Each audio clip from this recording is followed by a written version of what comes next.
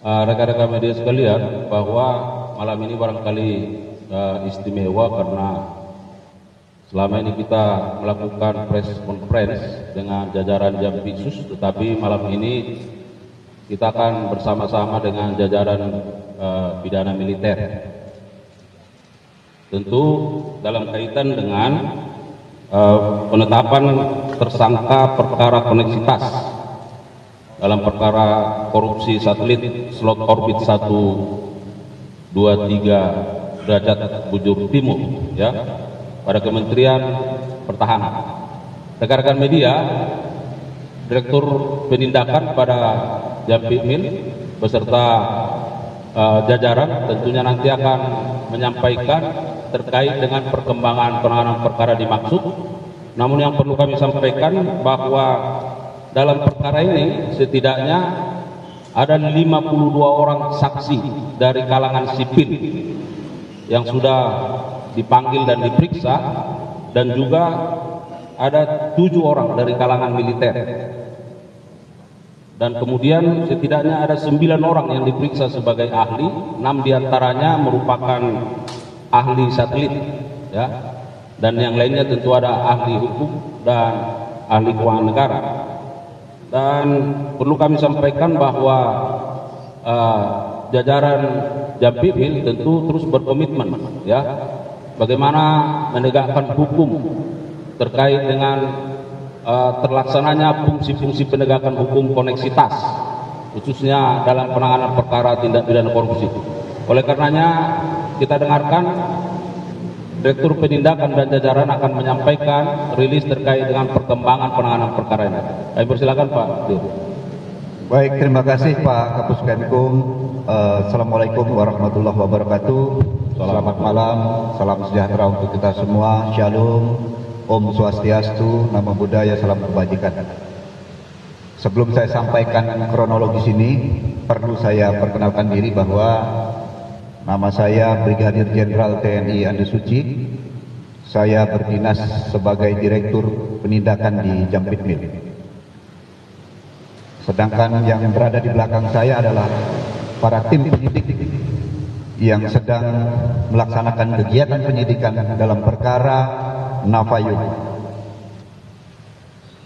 Pada hari Rabu tanggal 7 Mei 2025, tim penyidik koneksitas pada Jaksa Agung Muda Tindak Pidana Militer telah melakukan penetapan terhadap 3 orang tersangka dalam perkara koneksitas adanya dugaan tindak pidana korupsi pada proyek pengadaan user terminal untuk satelit slot orbit 123 derajat bujur timur pada Kementerian Pertahanan di tahun 2016. Tindak pidana tersebut terkait pelaksanaan pengadaan berdasarkan agreement for provision of user terminals and related services and equipment antara Navayu International AG dan Kementerian Pertahanan tanggal 1 Juli 2016 dan sesuai agreement tanggal 15 September 2016 pada Kementerian Pertahanan yang dilaksanakan oleh Navayu International AG. Adapun tim penyidik menetapkan 3 orang tersangka berdasarkan surat perintah penyidikan nomor sprint 78A garis miring PM garis miring PMPD 1 garis miring 05 2025 tanggal 5 Mei 2025 terhadap 1. Tersangka Laksamana Muda TNI Purnawirawan LNR selaku Kepala Badan Sarana Pertahanan Kementerian Pertahanan dan selaku pejabat pembuat komitmen ditetapkan berdasarkan penetapan tersangka nomor TAP 11 garis miring PM garis miring PMPD 105 2025 tanggal 5 Mei 2025. Yang kedua, tersangka ATVDH selaku tenaga ahli satelit Kemhan ditetapkan berdasarkan penetapan tersangka nomor TAP 12 PM PMPD 105/2025 tanggal 5 Mei 2025. Ketiga, tersangka GK selaku CEO Navayo International AG ditetapkan berdasarkan penetapan tersangka nomor TAP 13 PM/PMPD 105/2025 tanggal 5 Mei 2025.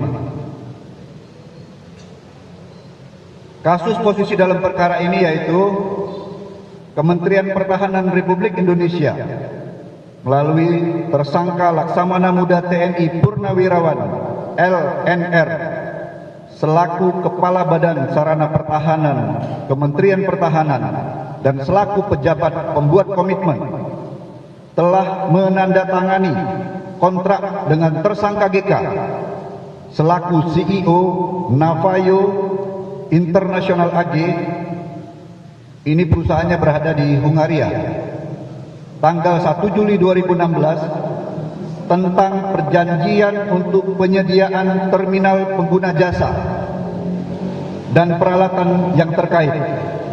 Agreement for the provision of user terminal and related service and equipment senilai 34.194.300 US dollar dan berubah menjadi 29.900.000 US dollar. Yang kedua, bahwa penandatanganan kontrak antara Navayo International AG dengan PPK tersangka Laksamana Muda TNI Purnawirawan NLR dilakukan tanpa ada tersedianya anggaran. Jadi tidak ada anggaran. Dan penunjukan Navayo International AG sebagai pihak ketiga tanpa melalui proses pengadaan barang dan jasa, di mana Navayo International AG juga merupakan rekomendasi aktif dari tersangka ATD-PH.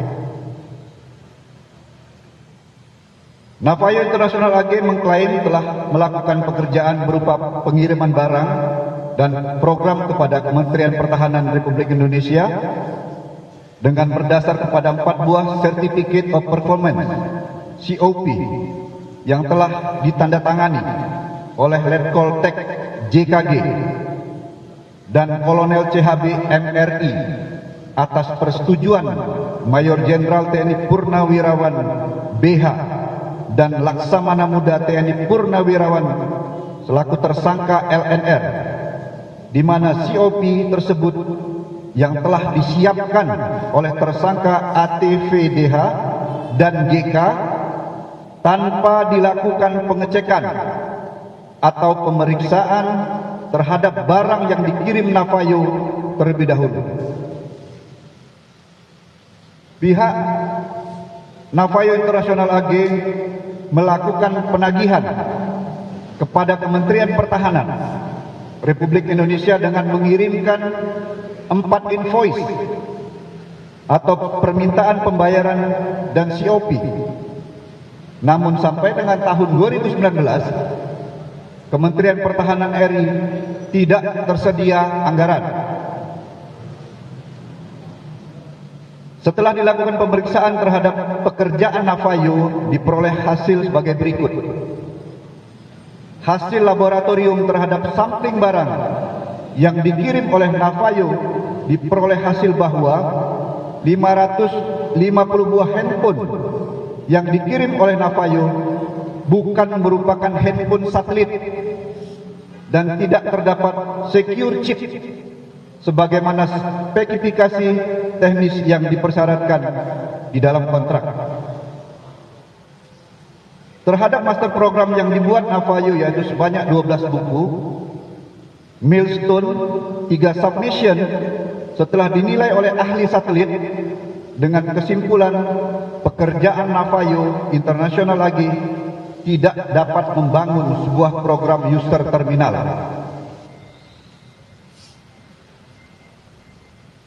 Yang telah disampaikan Bapak Kapus Penkum tadi, kami telah memeriksa saksi terdiri dari 52 orang saksi sipil, 7 orang saksi militer, serta 9 orang dari saksi ahli.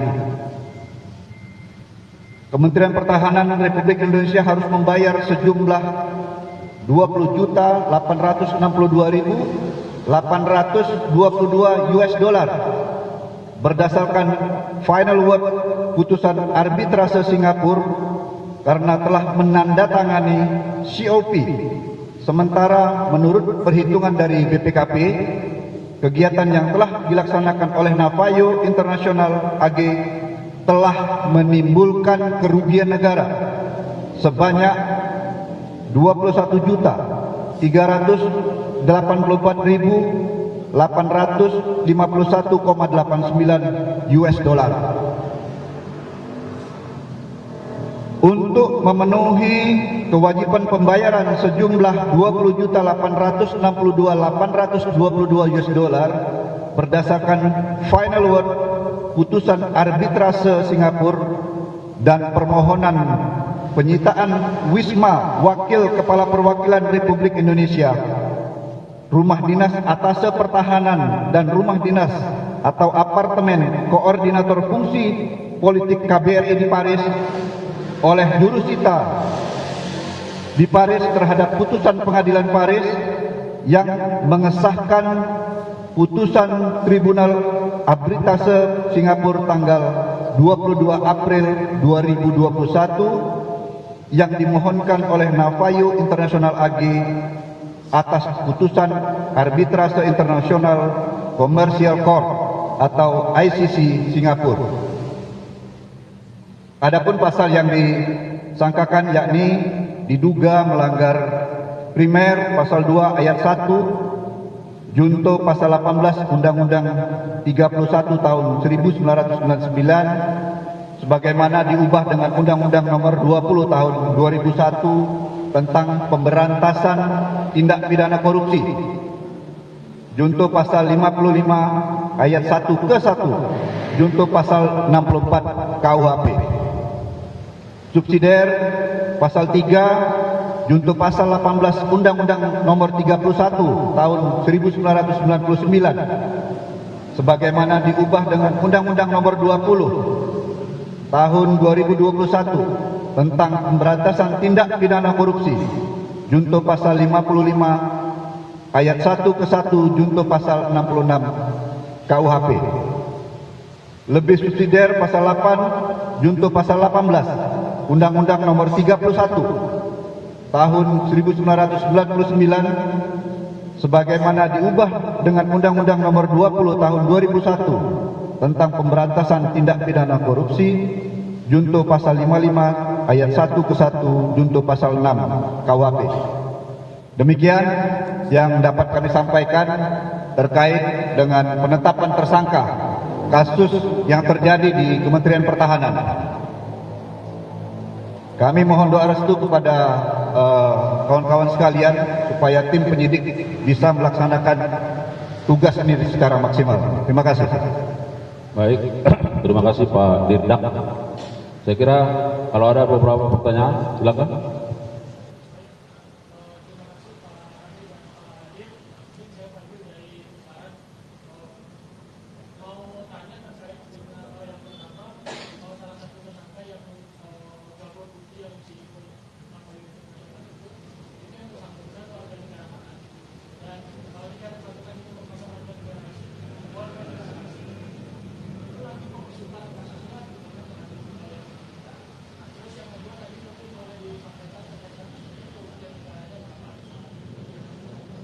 Silakan Pak Dir. Ya. Baik, Gabor Putih ini warga negara Hungaria, ya. Nanti pelaksanaan pemeriksaannya tetap dilaksanakan di sini, di sidang di sini nanti secara lanjut tim penyidik nanti akan mengembangkan pemeriksaan itu, Mas. Kerugian negara dirupiahkan sekitar 300 miliar. Kalau kala itu 15.000 kurang lebih $1. Barangkali tambahannya bahwa penyidik pada perkara ini sudah juga melakukan koordinasi dengan berbagai instansi terkait dan sudah melakukan upaya-upaya pemanggilan terhadap yang bersangkutan. Ya, mudah-mudahan dengan kerjasama yang baik lintas kementerian, tentu pada waktunya nanti yang bersangkutan bisa memenuhi panggilan dari penyidik untuk dilakukan pemeriksaan. Saya kira begitu. Ada yang lain? Silakan.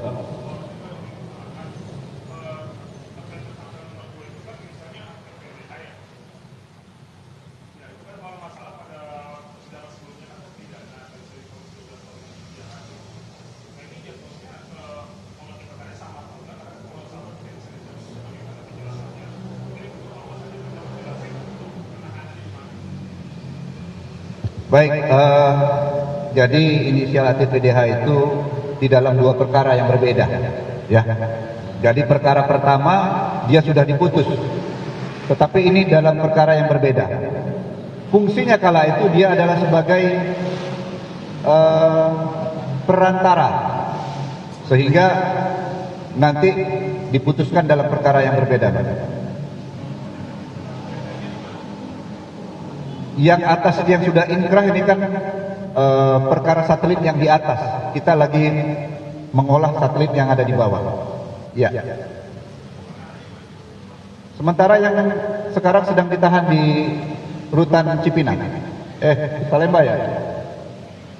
Jadi tambahannya bahwa terhadap yang bersangkutan ini baru penetapan tersangka, ya, karena yang bersangkutan itu sudah inkrah, ditahan dalam perkara lain, ya, menjalani hukuman. Nah, terkait dengan yang penyampaian Pak Dirdak tadi, yang perkara yang pertama itu urusan langit, ya, karena orbit di langit, sedangkan ini urusannya yang di darat, ya. Tetapi tersangka ini sebagai broker terhadap dua perkara itu, ya, bisa dipahami. Dia sebagai broker terhadap perkara yang pertama, juga terhadap perkara yang kedua, sebagai perantara. Nah, perkara yang pertama dia sudah dihukum, sekarang sebagai tersangka dalam perkara yang kedua. Silakan.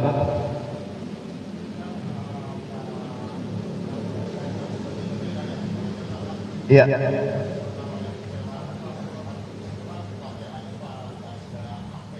Iya. Beda, Pak. Ini dalam perkara yang berbeda, sehingga pejabatnya pejabat yang lain. Iya. Kalau yang perkara pertama beda pejabat. Jelas ya? Silakan. Saya Pedro dari Tempo, Pak, izin nanya, itu terkait dua tersangka, kan satu tadi kan sudah ditahan dalam kasus yang lainnya. Sudah inkrah. Dua lagi itu apakah sudah dilakukan penangkapan atau penahanan atau bagaimana? Yang mana? Yang dua lagi, yang GK sama yang L. Yang mana? Yang GK sama yang L. Yang GK sementara kan masih ada di luar negeri, sehingga kita yang disampaikan Pak Kapus Penkum, kita sedang berupaya, kita sudah melakukan pemanggilan. Nanti kalau mekanismenya yang akan kita tetapkan, kita akan jalankan itu. Satu lagi berarti sudah Iya. ditahan di mana berarti yang L? Yang pertama sementara penyidik belum menahan. Ya, dalam waktu dekat nanti kita akan tahan. Saya kira penegasannya yang sudah kami sampaikan bahwa rilis pada malam hari ini penetapan tersangka terhadap 3 orang. Satu sebagai PPK, satu sebagai perantara, satu sebagai pelaksana atau kontraktor lah kalau istilah kita, ya. Nah, terhadap penetapan ini belum dilakukan upaya-upaya pemaksaan atau upaya paksa seperti penahanan dan seterusnya, karena ini masih akan berproses, ya. Saya kira begitu. Ada lagi? Silakan.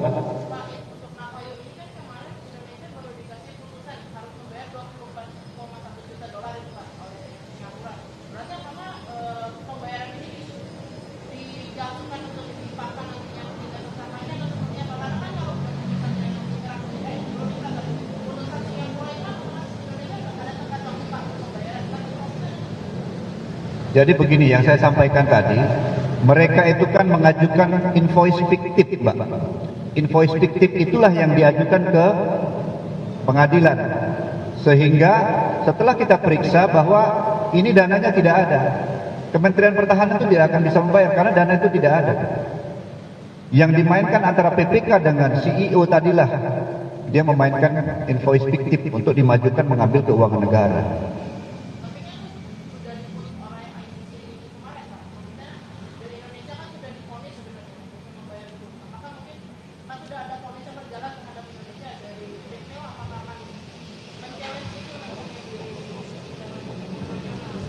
Itu sedang berproses ya Mbak. Nanti kita akan sampaikan lebih lanjut ya. Ini sudah di antara proses antara kita dengan pemerintah Hungaria.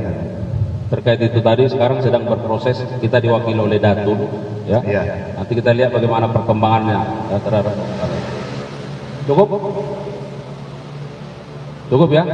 Baik, sebelum kita akhiri kami umumkan juga